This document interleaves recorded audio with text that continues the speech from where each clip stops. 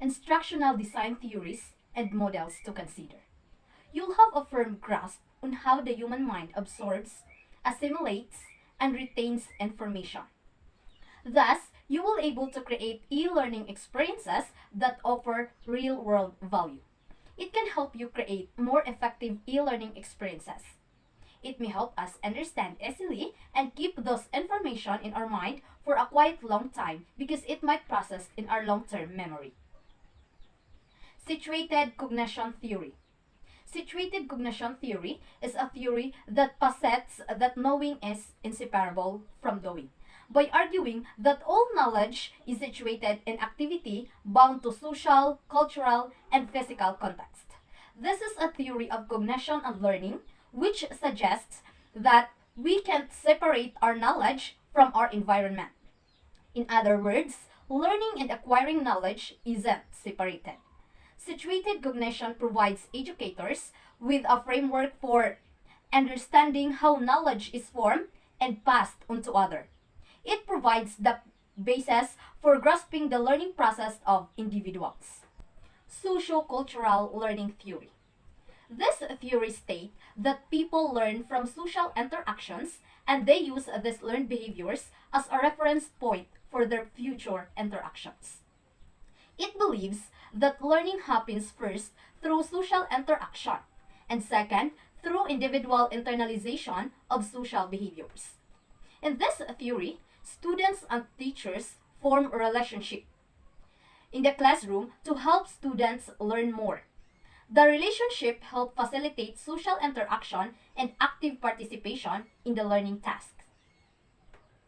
Next is the ADDIE model, or the ADDIE. ADDIE is an acronym for the 5 steps involved in the knowledge production process. Those are analysis, design, develop, implement, and evaluate. It is used by instructional designers and training developers to create effective lesson planning and training programs. This model should be tackled in stages so that learners will not find it hard to understand. ADDIE model helps us to organize the learning objectives in a proper way. This model is more focused on e-learning development rather than learning behavior. This model helps to systematically identify learning needs. Merrill's principle of instruction. In Merrill's principle of instruction, there are different ways that learning can be facilitated. It is a learner-focused model wherein it encourages the learner to practice the lesson and implement the new knowledge gained. Each phase in the learning process has an important role to play, like for example, demonstration. It helps students to easily understand what is instructed. Merrill's principle of instruction serve as a solid framework for designing and developing learning environment and facilitating students' active learning, which can enhance students' knowledge.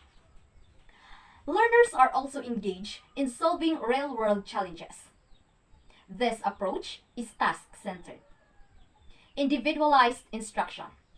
Individualized instruction revolves around each student on how they learn. There is one way for all students to learn while presenting a lesson. Try to survey students to find out what they already know and questions they have about the topic. You may use that information to scaffold instruction and make lessons more relevant to the students.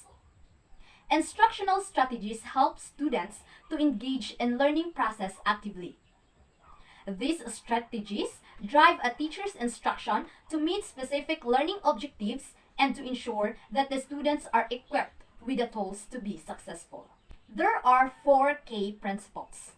First is, learners should have the power or right to govern itself so that they were able to focus on opportunities that may strengthen them as learners. Second, each lesson given by the teacher should have an assessment so that they will know if there will be progress happen or either is that learners learned something new. Third, so learning materials is a must compared to a presentation because learning materials can highlight every student's eyes or can catch their attention. That's why they are engaged to lesson. Fourth, Facilitators should apply the social interaction between the students and the teachers so that students would likely want to hear from you. It's either you relate the lesson to your personal experiences and also ask them if they also may encounter that, or else let them be the one to share their experiences in life. Bloom's taxonomy of learning objectives. This focuses on the objectives requiring actions to be achieved in a chronological manner, step by step. Bloom's taxonomy is used to organize educational learning objectives and different levels of specificity and complexity. This is made up of 3 hierarchical models. Bloom's taxonomy is based on the notion that learning is a process that begins with foundational knowledge and progresses to more complex kinds of thinking. This may include remembering, understanding, applying, analyzing, evaluating, and creating, in which you may use endowing instructional materials that will be presented in front of the learners.